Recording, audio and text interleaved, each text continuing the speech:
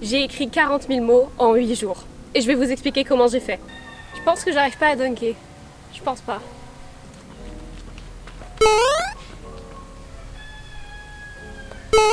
Un jour en cours d'histoire, j'ai eu une idée un petit peu bizarre. Je me suis dit qu'on avait plein de romances universitaires sur les hockeyeurs, autour de sport, autour du fait d'être à l'université, mais qu'il n'y en avait pas autour d'un truc, les escape games. Alors je sais, la pensée est assez étrange, je vous l'accorde, mais la veille j'avais vu un TikTok avec une fille qui se faisait sauver par un gars dans un escape game, bref, ça avait éveillé mon imagination. Et de là, j'ai écrit le synopsis de 3 tomes de romances universitaires que je me suis dit que j'allais peut-être écrire, et ça n'a pas loupé. Le souci, c'est que je suis clairement pas une personne qui va réussir à tenir la motivation dans le temps. Je le sais, je suis une personne qui a besoin de voir les projets avancer rapidement, d'avoir des résultats concrets assez vite, puisque en général, je fonctionne à la dopamine. Je vous en parle très souvent et je vous ferai probablement une vidéo complète sur le sujet, mais retenez ça, je fonctionne avec des objectifs. Et quand j'atteins des objectifs, je suis contente, mais quand je les atteins pas ou quand ils sont trop loin d'être atteints, bah ça me décourage. J'ai donc commencé à écrire le premier jet du premier tome de cette trilogie et pendant 8 mois ça a pas mal traîné.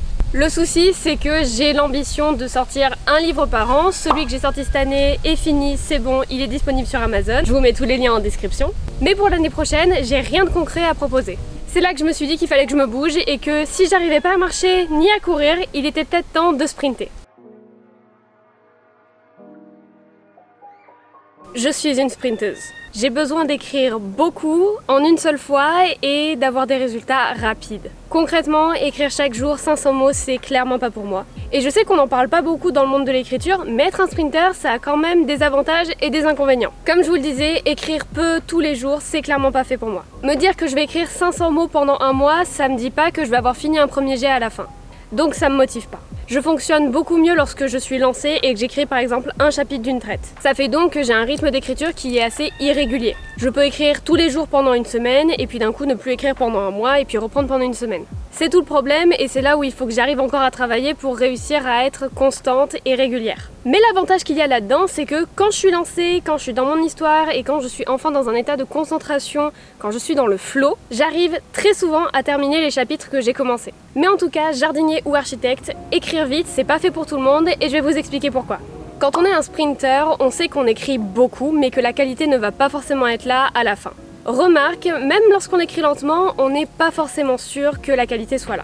En fait, la qualité vient en retravaillant le manuscrit. Donc lorsque j'entends les gens me dire « écris plus lentement, tu écriras mieux », j'ai envie de leur répondre « bah non ».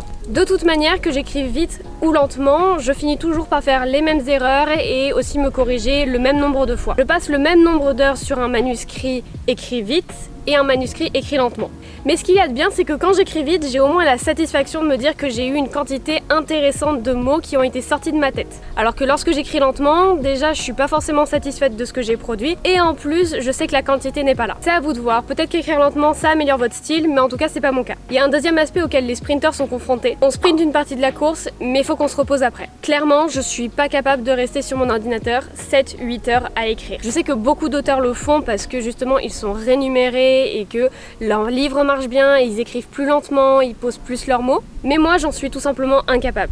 Je vais plutôt essayer de me fixer des sessions de 2, 3, 4 heures maximum et après prendre quand même des larges pauses entre les sessions. De cette manière-là, mon cerveau va pouvoir librement se mettre à travailler et foncer à 2000. Je vais écrire beaucoup. Mais une fois que j'aurai terminé, je serai insatisfaite et 2, je sais que j'aurai une longue pause et un bon repos qui m'attend. Et le troisième aspect que je trouve très intéressant en tant que sprinteuse, c'est l'état de flow. L'état de flow, c'est l'état de concentration dans lequel vous pouvez être plongé lorsque vous faites quelque chose qui vous passionne et que vous ne voyez plus le temps passer. Alors évidemment, cet état, vous pouvez très bien l'avoir en écrivant lentement. Seulement, moi, quand j'écris vite, je me sens vraiment dans mon roman. Et honnêtement, lorsque j'écrivais plus lentement, c'était pas du tout la même sensation. Mais cet état de flow, il y a aussi un petit désavantage, c'est qu'il faut pouvoir réussir à l'atteindre. Alors, en venant sur le lieu de tournage, sachez que j'ai marché dans des orties, c'est en train de me brûler les pieds. J'ai mal.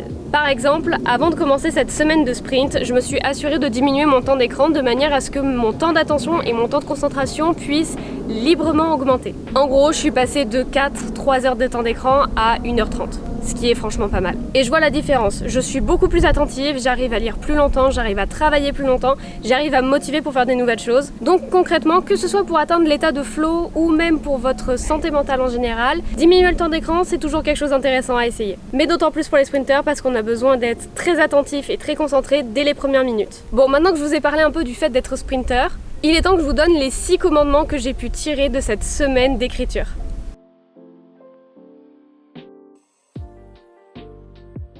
Le premier commandement est « En arrière, tu ne regarderas pas ». Quand on est sprinter, il faut réussir à faire quelque chose de très compliqué pour un écrivain, ne pas regarder ce qu'on vient d'écrire. Tout simplement parce que c'est probablement bourré de fautes, ça veut sans doute rien dire, mais de toute manière, le premier jet, c'est se raconter l'histoire à soi-même. Vous allez passer par plusieurs étapes de correction, de retravail, vous allez changer de style, changer les phrases, changer l'ordre des événements, donc ne vous intéressez pas à ce que vous venez d'écrire lors de votre premier jet. De vous à moi, vos yeux seront sauvés, vous conserverez un minimum d'amour-propre et vous n'aurez pas forcément envie de tout jeter à la poubelle une fois votre session terminée. Tout est gagnant. Le deuxième commandement est « Le téléphone sera ton ennemi ». Comme je viens de vous l'expliquer, l'état de flow, il s'atteint lorsqu'on a une capacité d'attention et de concentration qui est optimale.